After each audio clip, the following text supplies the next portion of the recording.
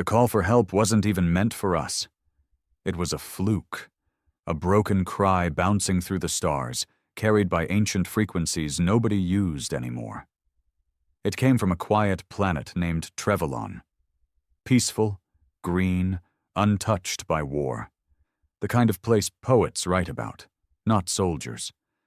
Trevelon's people were soft, gentle in every way. Skin that shimmered like water under moonlight, voices that sounded like wind passing through trees. They didn't build weapons, didn't even have a word for invasion. So when the Koran Empire came, they didn't stand a chance. The Koran don't invade out of hate. They invade because it's easy. Their ships drop from orbit like vultures. Cities are turned to ash. The survivors are locked up, catalogued, and sold. Trevelon was just another notch on their belt, another species stripped bare while the rest of the galaxy turned its head. But that last scream, that desperate signal, they launched it into deep space as everything burned around them. They probably didn't even think it would be heard. We heard it, not because we were looking. Number had hit a monitoring station near Saturn, picked up by a half-sleeping tech on the night shift. Pure chance. She almost ignored it, thinking it was interference. But she didn't. She flagged it, and within a day, the message had reached Earth. That was all it took. Humans don't let cries like that go unanswered. Maybe it's because we've screamed into the void ourselves too many times. Maybe we remember too well what it means to be ignored. The governments didn't hesitate. No council votes, no endless debate. Just silence. And then motion. 5 warships were mobilized, modified, loaded. Not with diplomats or scientists, with soldiers, marines, pilots, not peacekeepers, retaliators.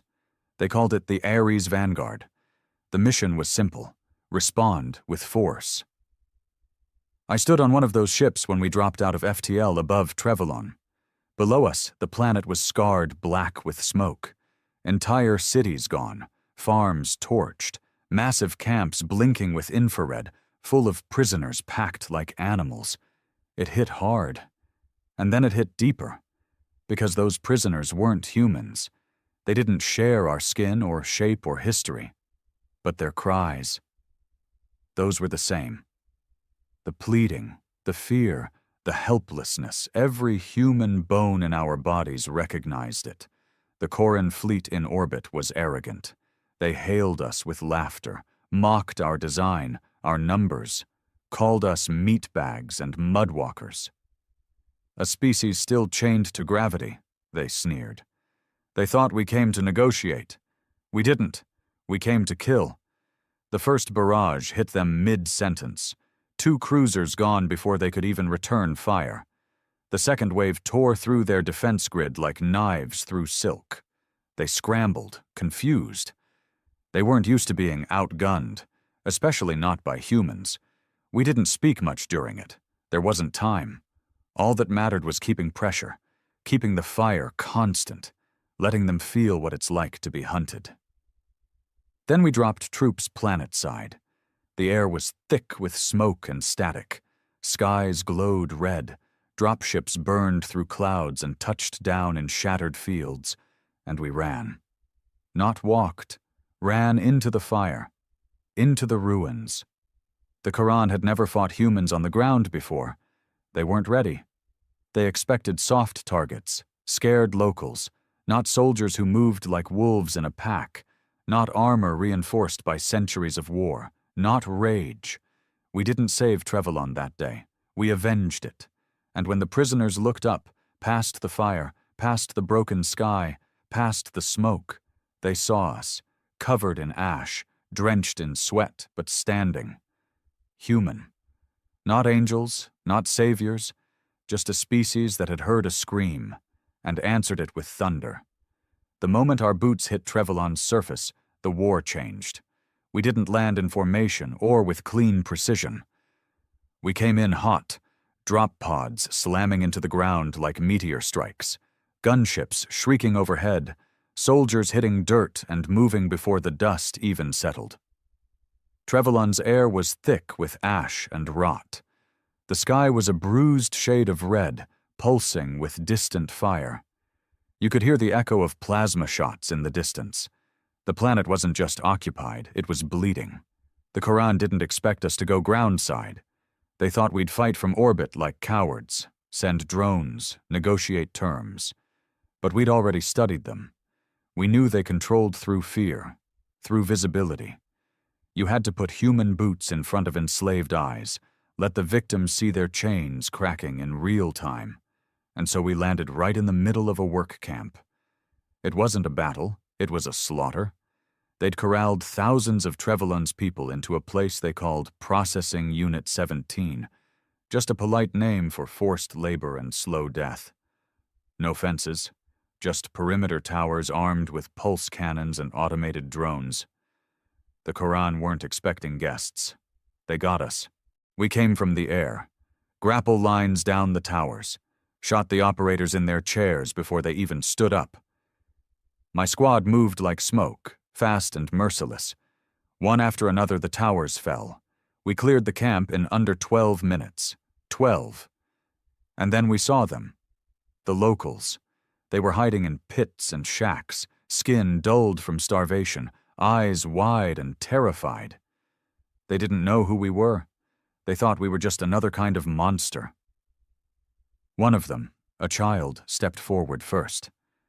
Barely tall enough to reach my chest, wearing what looked like torn insulation wrapped around their shoulders. Big blue eyes full of confusion and pain. They looked up at me and said something. I didn't understand the words, but the meaning hit like a fist to the chest. Are we dying now? I knelt, took off my helmet, showed them my face. No, I whispered. Not today. That was when everything shifted. Word spread fast. We didn't need translators. Hope doesn't need a language. Camp after camp, they started rising. Trevelyan's people, too weak to walk, dragged themselves to the edges of the fences to watch us fight. For them.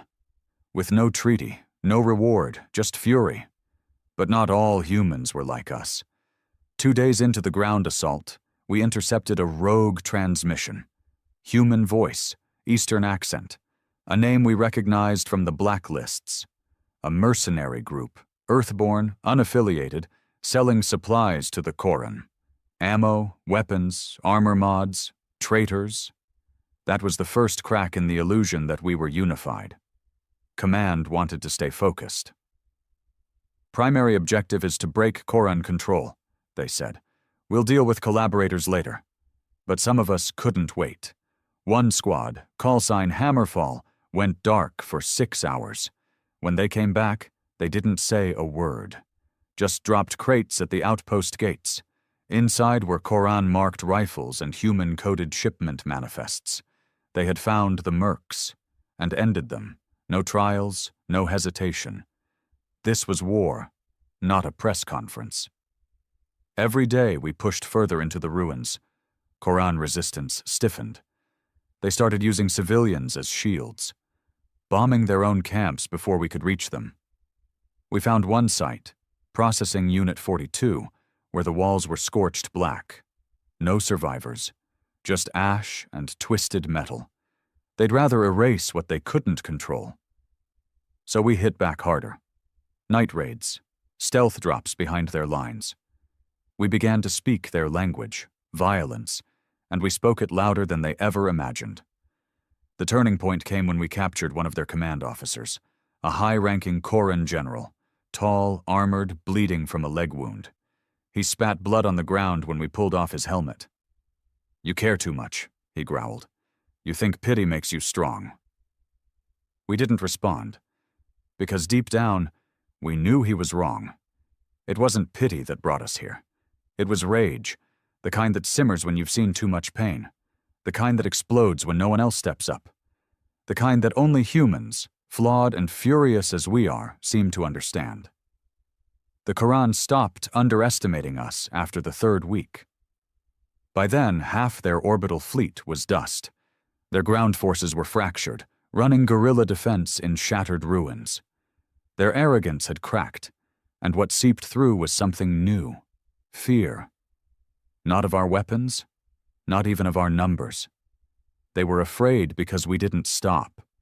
Even when they torched towns full of civilians just to slow us down, even when they lured us into ambushes where half a unit never came back, we kept coming. They thought we'd lose momentum. They didn't understand that humans have a gift. When you break us, we get sharper. We took those losses and made them fuel. That third week, we set our sights on one of their strongholds, what they called a control node. Half fortress, half communication hub, dug deep into the northern mountain range. It pulsed with energy, defended by turrets, drones, and something new. Beasts. Bioengineered creatures the size of tanks, all teeth and muscle. The Koran had released them into the valleys like living siege weapons. They didn't scare us. They just made it more personal.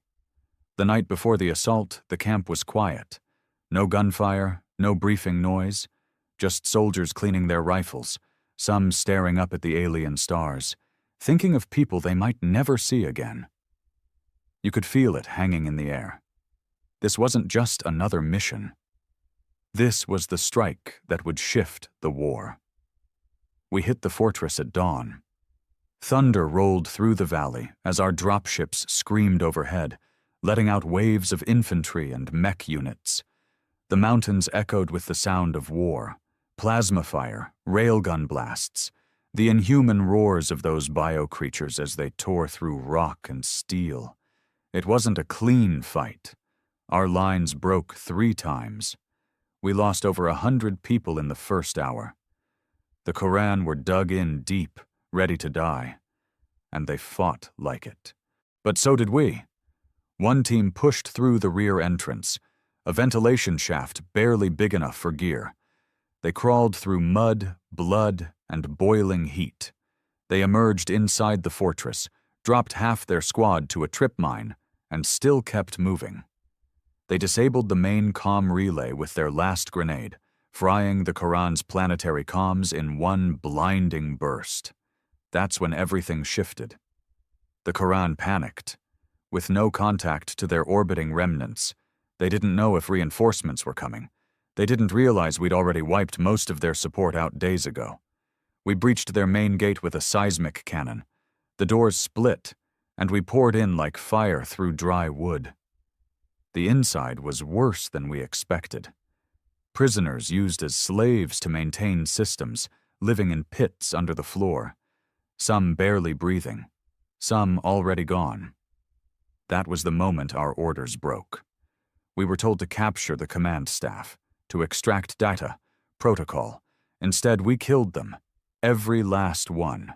There was no glory in it, no celebration, just silence. A silence so deep it filled your head like pressure at the bottom of the sea. The Koran general, the one in charge of the control node, tried to surrender. Stepped out in full regalia, hands up, voice trembling through a translator. "Please," he said, "we surrender. We surrender." He was still speaking when a bullet tore through his skull.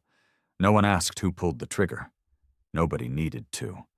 We liberated the fortress, freed over 2,000 Trevelyan captives, fed them, gave them blankets. Some cried. Some stared like they didn't understand what safety meant anymore. That was the hardest part. Realizing we couldn't undo what had been done. Couldn't bring back the dead. Couldn't erase the scars etched into their minds and bodies. All we could do was stand between them and the darkness and make damn sure it never touched them again. Later that night, while the fortress still smoked and the wounded were being treated, one of the Trevelyan elders approached us. A woman, old by their standards. Her voice was brittle, her hands shaking. She looked at our faces, bloodied and sleepless, and said softly, "You're not like the others, the ones who watched." "We're not them," one of us replied. "We came because no one else would." She nodded slowly and placed a hand over her chest. "Then you are storm bearers. Not saviors, not gods, just storms that broke the silence." Storm bearers. It stuck, and the war wasn't over. Not yet. But for the first time since Trevelyan screamed into the void, the silence had been broken. We didn't rest after the fortress fell. There was no time, no ceremony, no heroes, just dead to bury, wounded to carry, and questions that burned hotter than our weapons. The Koran had abandoned their outer posts in a rush, leaving behind tech, files, half-torched logs. We started digging through it all. At first it seemed like the usual: resource extraction, control grids, slave rotations. But deeper in their servers, encrypted behind military-grade firewalls, we found something else. Experimentation logs. They weren't just using Trevelyan's people for labor.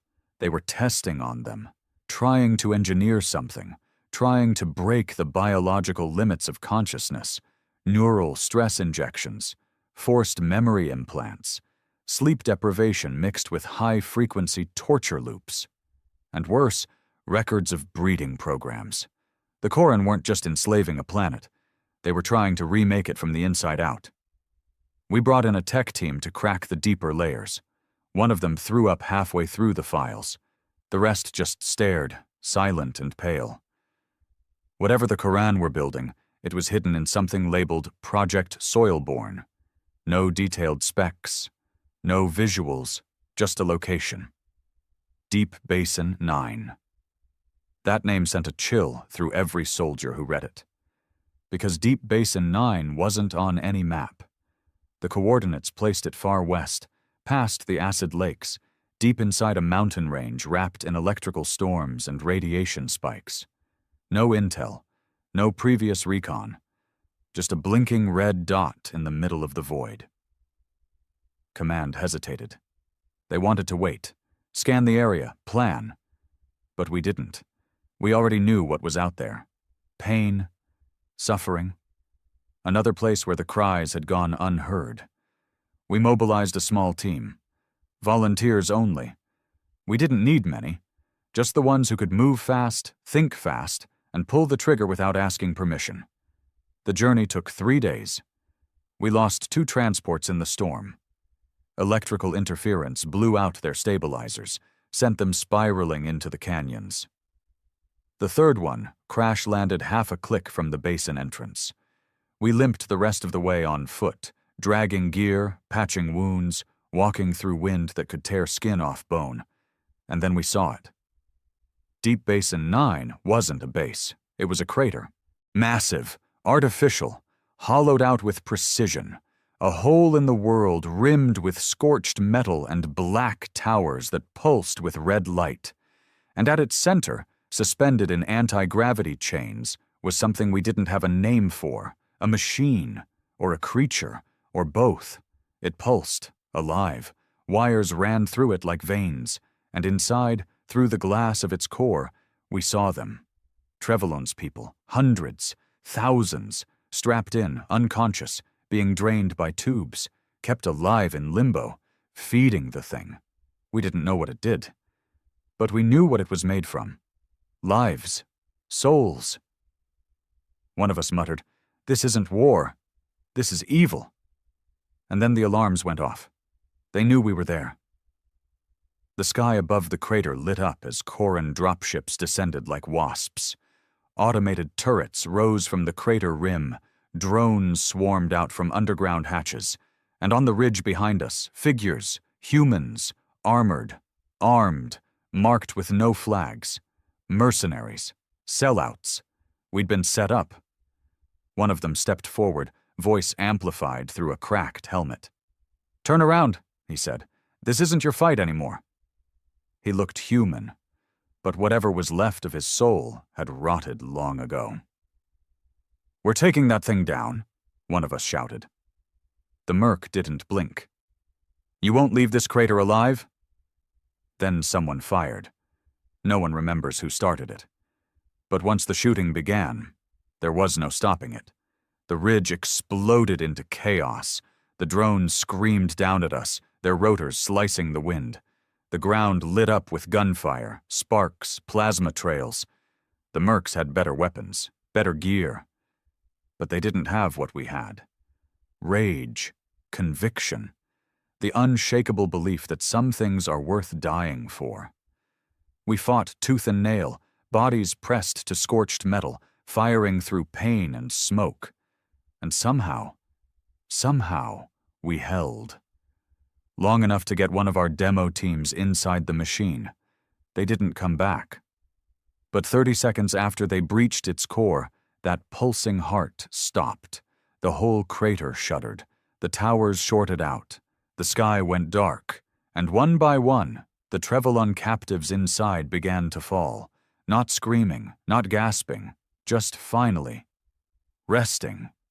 Free. The crater burned for 3 days. We stayed until the last fire died, until the last body was accounted for, friend and enemy alike. No celebration, no high fives, just the numb weight of what we'd seen, what we'd done. Deep Basin 9 wasn't just a turning point. It was a wound, open and raw, seared into every soldier's memory like a brand. Only 16 of us walked out of that hell alive. 16. And even that number didn't feel real. The Trevelyan we rescued, those who survived Project Soilborn, were different. Some wouldn't speak. Others screamed when the wind changed direction. Their skin was pale, thin like rice paper, veins glowing faintly beneath. Whatever the Quran had done to them, it wasn't just physical. They'd tampered with their minds, their memories. There were whispers that some of them had been turned into information conduits, used to store encrypted data like living hard drives. Our medics did what they could. Our scientists tried to scan the damage. But no one knew how to fix a soul cracked wide open. Word spread, fast and ugly. The footage we leaked, of the machine, of the suspended bodies, of human mercenaries fighting for the Koran, sparked firestorms across the galactic net. Protests on Earth, outrage in the Federation Council, condemnation after condemnation. Suddenly, everyone had an opinion, but they were too late. We'd already seen the truth. The Federation wasn't just silent, they were complicit. We found comm logs hidden in the mercenary gear, contracts, signatures, dates that went back 6 months before the invasion even started. The Quran had paid for Trevelyan in advance, paid off officials to stay quiet, paid human contractors to provide logistics.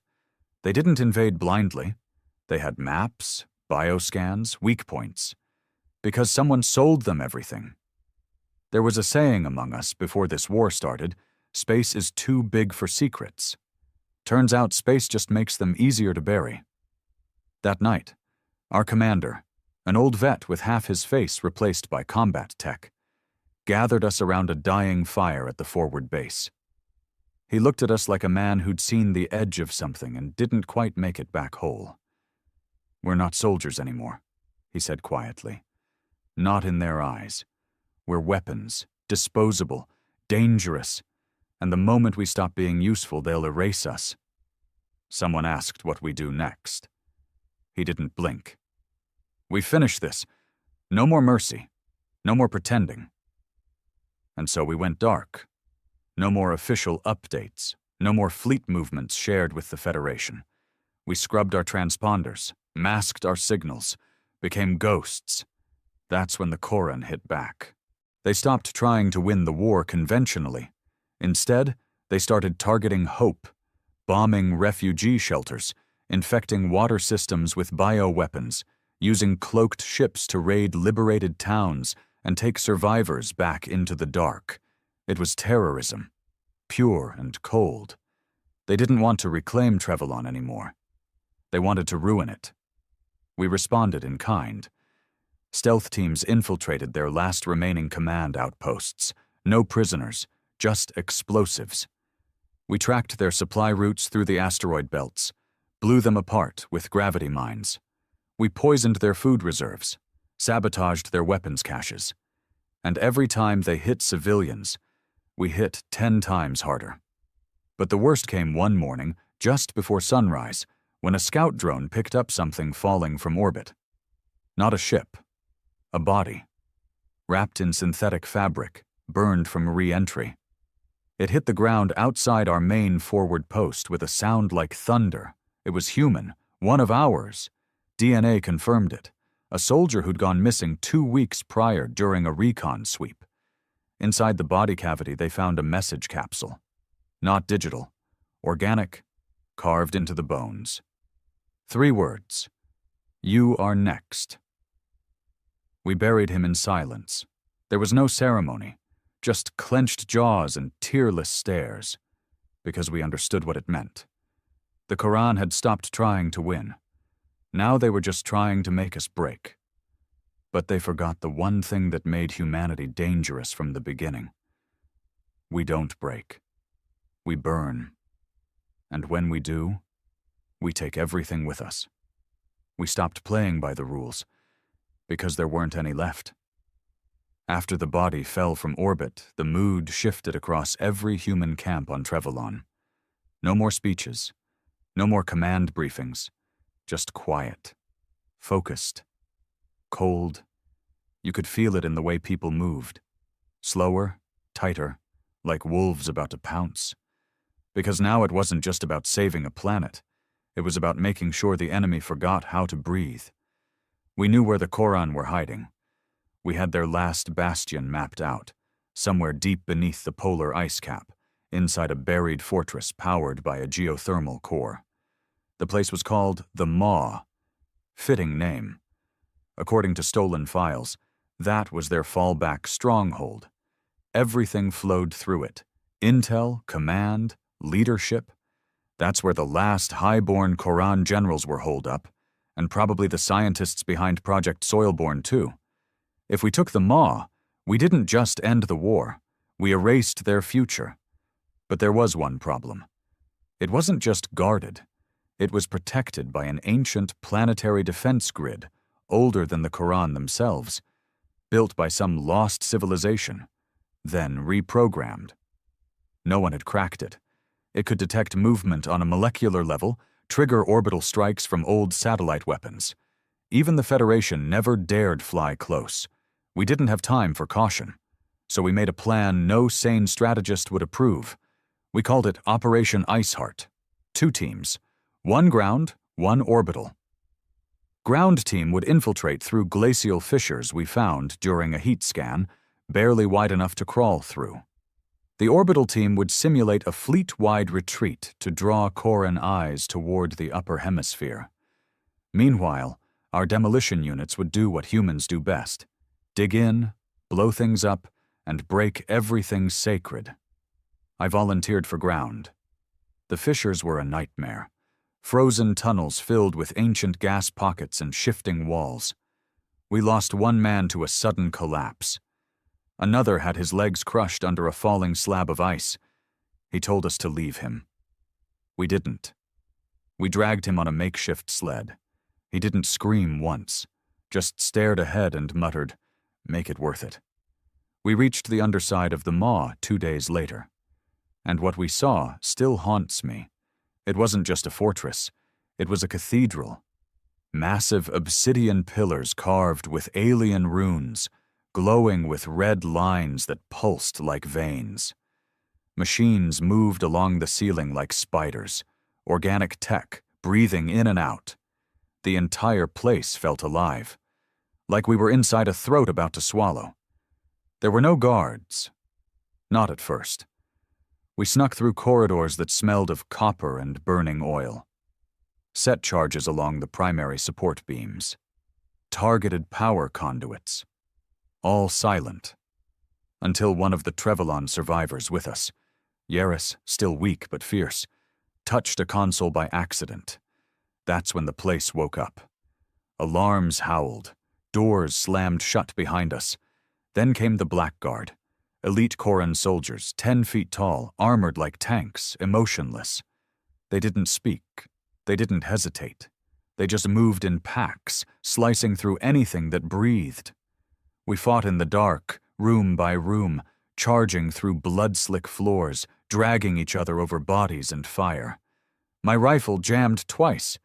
I used it like a club. We lost 5 people in less than 5 minutes. But we held long enough. The explosives went live.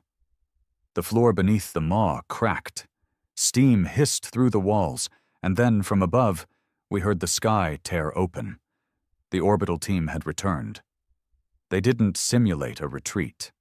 They'd gone silent, rerouted the remaining fleet into high orbit, cloaked, and waited. When we triggered the beacon, they unleashed everything. The Quran never saw it coming. Kinetic rods slammed into the fortress from space. No explosions, just raw, earth-shattering force, enough to punch through rock, ice, metal, flesh, everything. The maw collapsed in on itself, one black tower at a time, folding like paper under a storm. We barely made it out. Half our team got caught in the quake. Others were thrown by shock waves that split the tunnels apart. I crawled out on my belly, coughing blood, dragging one of the Trevelyan kids on my back. Didn't stop until I saw stars again. From the ridge above the crater, I watched the last of the maw burn. And for the first time since this war began, I felt it. The silence, not the terrifying kind, not the heavy, hopeless kind, the kind that follows justice, the kind you earn. They didn't surrender. Even after the maw fell, even after their command chain was shattered, and their fleet reduced to drifting metal in orbit, the Quran didn't beg for mercy. They scattered. Like roaches when the lights come on, they disappeared into the cracks of Trevelyan, into caves, burned cities, abandoned mine shafts. Some posed as refugees, hiding among the very people they had once enslaved. Others just kept killing, not out of strategy but spite. No plan, no honor, just rage wrapped in alien skin. We knew the war was over. But the killing wasn't. That's the part they never tell you about victory. It doesn't come with a parade. It comes in waves, slow, quiet, and ugly. You spend the first week burying bodies, the next trying to figure out who's still sane, the rest watching your own people drink too much, sleep too little, and wonder what parts of themselves they left behind. We turned Trevelyan into a graveyard before it ever felt like a planet again. The cities we'd liberated were still husks. Survivors wandered like ghosts. Their homes were gone, their families erased. Some of them looked at us with awe, others with fear, some even with resentment, like they didn't know if we were saviors or just a different brand of destroyer. And to be honest, we didn't know either. We found the last Koran general hiding in the ruins of an old research dome. Half his face melted from plasma fire, one arm gone, and still trying to reactivate a broken distress beacon. He didn't speak much, just stared at us as we dragged him into the clearing, hands cuffed, blood leaking from the corner of his mouth. Someone asked him why? Why Trevelyan? Why the experiments? Why turn a peaceful planet into a laboratory of horrors?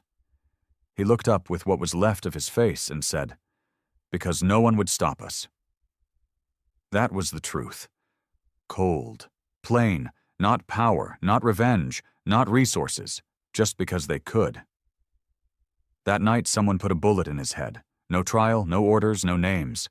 We left his body where it fell. A few days later, a delegation from the Galactic Federation arrived. Shiny uniforms, flawless ships, clean hands.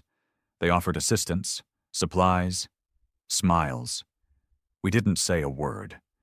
They walked through the ruins, nodding solemnly, taking notes like tourists visiting a tragedy. One of their envoys, a tall, slick diplomat with soft eyes, told us what we'd done was brave. Brave, as if courage had anything to do with what we'd become. We left them standing in the dust and went back to work, rebuilding what little could be rebuilt, setting up shelters, teaching Trevelyan's children how to use human tools, rewriting school lessons in languages that had no words for war until we came. Some of us stayed. Couldn't go back to Earth. Couldn't pretend anymore. Others were ordered home. They went back in body but not in soul. You can't unsee what we saw. You can't undo the taste of ash in your lungs. Trevelyan tried to heal. So did we. But there was a weight in the silence now. A presence. The knowledge that evil doesn't wear capes or banners. It hides in the spaces where no one looks. In bureaucracy, in backroom deals, in the long pause before anyone decides to care. And humanity? We answered the scream. We came like a storm, but storms don't fix the damage. They just clear the sky long enough for the truth to show. They held the ceremony at dawn, not because it was tradition, not because it was planned, just because the survivors said the light felt softer in the morning. Like Trevelyan itself was trying to be gentle for once. Like the planet remembered what peace was supposed to feel like. There were no speeches, no flags, no anthems, just rows of stones, hand-carved, uneven, marked with names in 3 languages: human, Treveloni, and silence. A few soldiers stood in uniform. Some of us weren't wearing gear at all. No armor, no rifles, just our real faces. Tired, scarred, aged in weeks. Some cried, others couldn't. We all watched the sun rise through the smoke that still lingered in the air like a ghost that refused to leave. At the front of the crowd, one of the Trevelyan elders knelt beside a small stone, her fingers tracing the grooves of a name etched by hand. It wasn't her child, or her brother, or her friend. It was just a name, one of many, but she knelt there like she was touching the heart of her entire world. Maybe she was. I didn't know what to feel. The war was over. We'd won, whatever that meant. The Corran were gone. Their final outposts glassed, their bodies buried under craters of their own making. The Federation sent cleanup crews now, pretending to help, carefully avoiding the mess they'd once ignored. The mercenaries who sold us out were either dead or in hiding. No one spoke their names anymore. We didn't have to. We remembered them anyway. I walked the perimeter of the old forward base later that day. The buildings were being torn down, repurposed. Barracks turned into schools. Watchtowers stripped and rebuilt into wind turbines. The armory now housed food storage and communication tech. It was strange. Fighting to survive makes sense. It has rhythm, a reason. But surviving after the fight? That's the part no one trains you for. I passed by a group of Trevelyan children playing in the dirt with pieces of shattered drone metal. They turned the broken parts into toys, tiny creatures with wings and claws. One of them held up a piece of a plasma casing and called it a sun egg. They all laughed. A month ago, that same child wouldn't speak, wouldn't even lift their head. That sound, laughter, shook me harder than any explosion ever did. Back at the barracks, a young Marine named Soto approached me. Face still bruised from a fall in the crater, eyes raw. He'd lost his brother in the Deep Basin operation. Said he hadn't slept right since. "They're sending us home," he said. I nodded. "You going?" He hesitated, looked at the ground. "I don't know where that is anymore." That stuck with me, because that was the truth. Home wasn't Earth, not really. Not after everything. Not after Trevelyan. Home was where the scream had come from, and where we'd chosen to stay and answer it. I told him, "You'll know when you find it." That night the sky was clearer than it had been in weeks. No ash, no fire, just stars. Cold and distant and infinite. I lay on the ground outside what used to be the command post, staring up at that vast ceiling. I thought of everyone we lost, people I fought beside, people I barely knew, people whose names I'd only read in casualty reports. And I thought of the ones we couldn't save, the ones turned into power sources, the ones whose screams became data.